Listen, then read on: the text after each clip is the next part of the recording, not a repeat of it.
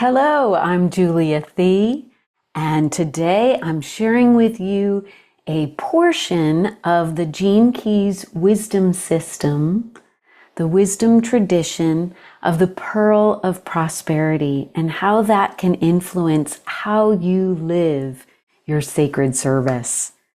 So if you have not gotten it yet, it is really helpful to have your hologenetic profile in front of you through the process. But if you haven't gotten it yet, that's my affiliate link there. It's free. You go in and you enter in your birth data. If you don't know your birth date, simply put noon or midnight, and it only affects it slightly.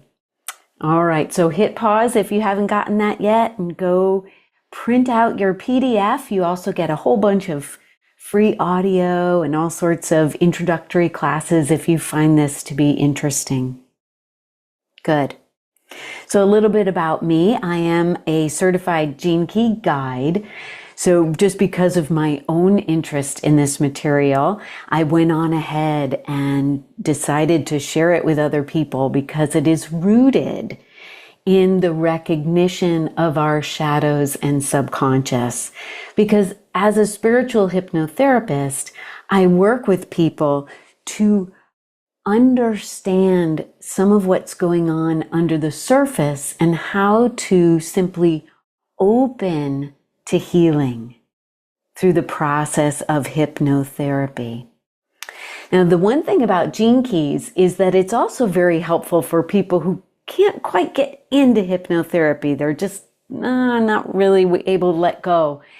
Contemplation is the first step down into a relaxed nervous system. So I work with people on this level of contemplation and opening to creativity through creative writing, through whatever it is that you create. For me, it's creative writing. Now, I am a retired Chinese medicine practitioner. I've been in the healing arts for 30 years plus, and I sold my practice few years ago, and I really enjoyed working with people and having a healing arts business. It taught me so much about myself, and the roots of the Gene Keys are founded in some of the ancient Taoist philosophies. So it just fit right in. Once you get your profile, this is what it looks like. And for some people, this is a little overwhelming, and that's what I'm here for. But to know that this is not something you have to understand all as a big picture. It's actually offered as a path. And you walk through what we call the golden path from sphere to sphere. Each one of these circles is called a sphere. And just like Western astrology and the houses, each sphere has an assignment in your life or an influence, an area that it affects. And so as you walk through the path, even the pathways from one sphere to another can be great to sit and allow wisdom to emerge and learning more about yourself and starting to realize that this is how you may best operate. And you may have been operating under cultural assumptions of how things are supposed to look or how you're supposed to be, but to really get in line with your true nature is the invitation here. So the part of the golden path that is known as the pearl is this upper quadrant, these blue spheres. And these will go into a little bit more in depth, but I wanted to just make this simple and know that as you go through the path, you first are invited to look at your activated genius, your sun and your earth, both at the time of your birth and 3 months before. Those are the green spheres. Then you're invited to go through the Venus sequence. Those are those red spheres going into how you have developed from childhood till now and how you may process intellect and emotions and your relationship to spirituality. And then after that, you are invited into giving all these gifts that you've aligned with back into the community through these blue spheres known as the pearl or the pearl of prosperity. Now, Richard Rudd is the founder of the Gene Keys and has done such a great job presenting this material and kind of being the spearhead for all of us. And one of the things that he decided was that it is okay to start at the pearl sequence if you would like to. If you're most interested in kind of fixing your business, you can certainly start here. And you may find that you want to go back in and discover some of your reactivities in other avenues. So remember I said contemplation, right? So first and foremost, I really want to get across that this whole system and wisdom tradition is about allowing the wisdom to emerge from within you, right? We're here and we're using our intellect, which is what we would consider the fire eye, right? I'm thinking, I'm external, but not to forget that we also have a part of ourselves that we would call the water eye, more reflective and receptive. And this is the art of contemplation. So as you learn this material, I invite you to stay in your body and breathe deeply and allow both your fire and water eye to be part of the conversation. So what is a gene key itself? And this is based primarily on what we call the spectrum of consciousness. So a spectrum of a gene key, of which there are 64. So of these 64 gene keys, you see the numbers in each of your spheres. Each of those numbers corresponds to 1 through 64. And the three words that you see sitting next to it are the spectrum of consciousness. This is very Jungian, representing the shadow or the heaviest flavor of this key. It is also the challenge for us to not run away from it, but to embrace it and see what it has to teach us. The middle word is what is called the gift. It is probably the most verb or action-like word of the three, but it is a reflection of your invitation to bringing this into humanity, kind of a transformation of the shadow back and forth between gift and shadow. And then the top word is what we would call the siddhi, S-I-D-D-H-I, siddhi. And this is a Sanskrit word that represents loosely the divine blossoming. This is nothing we do. This is what we open to as a state of being. So rich. So let's take a key and contemplate for a minute. And let's contemplate it, how it would influence how you work. Okay, so Gene Key 20, one of my favorites. I have so many favorites. But Gene Key 20 is the shadow of superficiality, the gift of self-assurance, and the siddhi is the blossoming of presence. So how might being superficial affect how you work? Maybe being overly concerned with appearance, or more concerned about what other people think than what you truly believe and think. And you see how that might get us into reactive patterns. So instead, we're invited to see how the gift of self-assurance might be found in that discomfort, recognizing the discomfort and remembering your self-assurance. Now, I know what I like. I know what this is worth. I am self-assured.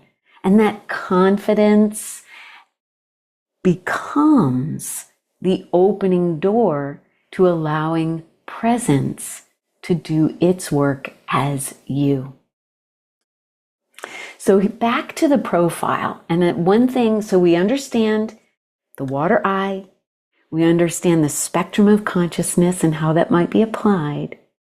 And now here, back to the profile itself, the structure of the spheres, what I thought would be fun to look at is where the Venus sequence, remember I said that sort of the red spheres about our childhood development, how that the end sphere of the Venus sequence is called the core wound, right? It's the core wound for all of us. It's the collective core wound, kind of what we came here to heal for us all, right? That's a big thing. And what happens is as the path turns into the pearl sequence, it becomes your vocation sphere. So noticing how as we transmute our core wound, I'll talk a little bit about how to do that, becomes a healed vocation. And I laugh because isn't that the lifetime's work, right? So a transmuted core wound becomes a healed vocation. So you know what the key is. You look at that in your profile and you see in the free profile, you see the core wound and you see the key and the 3 words, right? There's also a decimal point number after that. So let's talk a little bit about those. It's going to be 1 through 6, and you'll see them in each one of these spheres, and they have certain thematic similarities.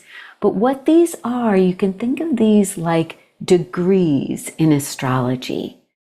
So what you'll see is in the core wound, you're also given, after the spectrum of consciousness, you're also given an invitation to look at the pattern of the line.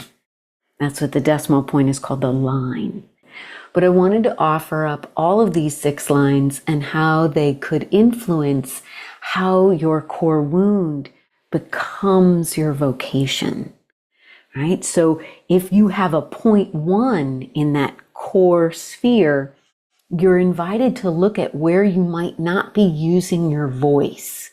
And you're invited to be more honest both with yourself and others. And in line 2, that one's mine, I have to make sure that I'm not denying the parts of me, like I'm in denial. Instead, I'm off in these other shadows of people pleasing or whatever else I'm doing. So I am invited to look for where I feel at ease. And I can recognize whether there's ease present or not if there is something I may be in denial about. So line 3, this is big. Every healing artist, this is for all of us, recognizing that what we do in life has nothing to do with our value, right? Shame usually comes from a misunderstanding that if something isn't done well, therefore I am bad. Not, oh, I need to work on these mistakes that are going to teach me. Instead, it's I am bad. And so if you can just open the spaciousness to just laugh at yourself a little bit, like watch yourself recognize that, and the forgetting that this value has nothing to do with who you are, and remain sort of having fun with it instead.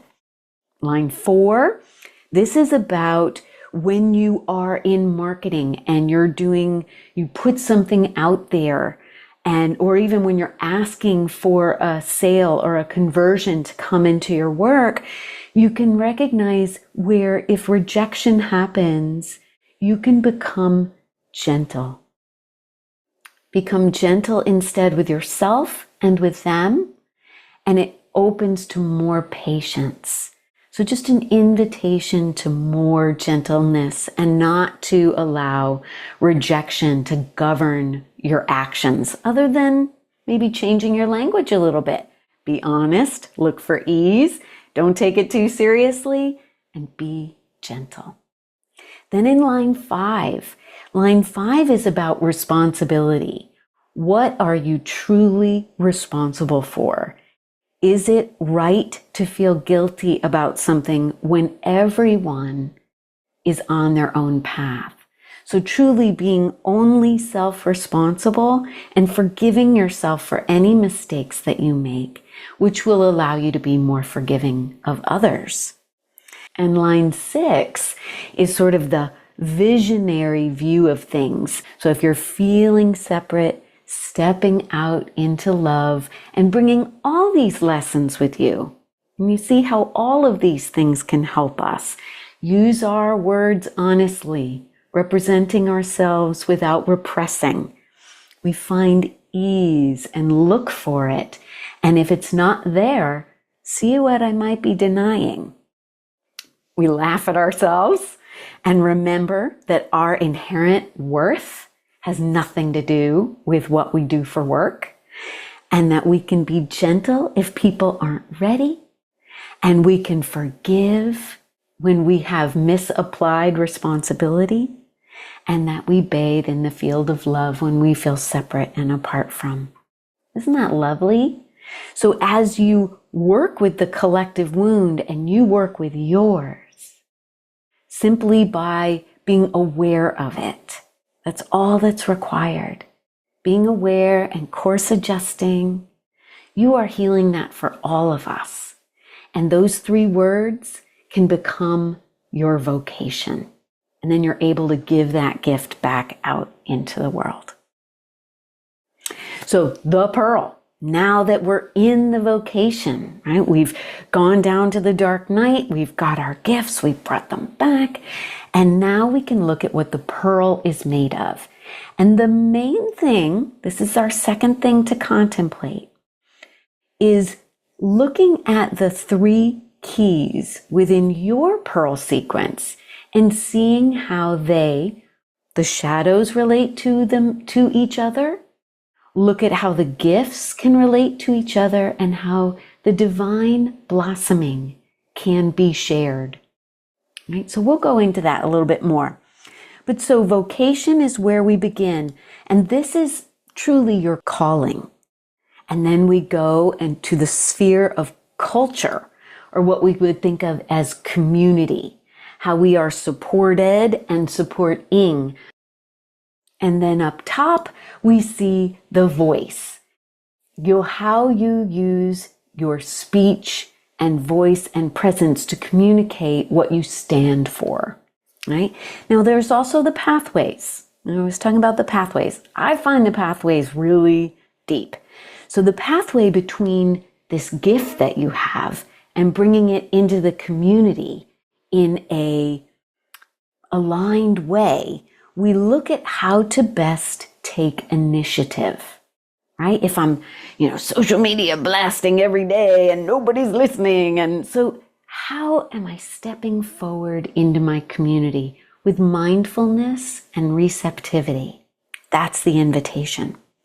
And then from culture up to brand is how we then grow, because our community is going to help inform us about our brand, what is truly resonating. Because nothing is done in a vacuum. Right? I'm working with people. I'm seeing what I resonate with, what they resonate with. And then I really start to form what matters to us both. Right? How I can clarify, and that inevitably makes things grow. And then lastly, bringing that voice, bringing that brand back into your calling and really feeding it through daily service. Service both to your self-care and to others. Now, this middle sphere is the pearl itself. It is the essence of you. So just taking a look at your vocation key and let's look at the shadows. And if one of them seems like, ooh, yeah, I go into that a lot, right? Either the vocation, culture, or brand, all 3 shadows. You say, yeah, there's the one that kind of gets me tripped up. And then you can look to any of these other 2 spheres to give you support, like a 3-legged stool. If there's something that you feel you can lean into and can I would say embrace as a shadow to then unveil the gift so that you can kind of get out of your own way and allow the city to emerge, to recognize how these three can relate to each other. Good. So the main thing, back to contemplation, is that this wisdom that your intellect may already have picked up on something, and now it's time to go into a relaxed nervous system and check its alignment and see what emerges. So I want to thank you so much for your time and attention, and I invite you to dive into all that is Gene Keys and notice how you start becoming more at ease and more gentle. And then your intuition gets on board, and then you can start taking that initiative into your community and getting a really clear voice within your brand. Take care.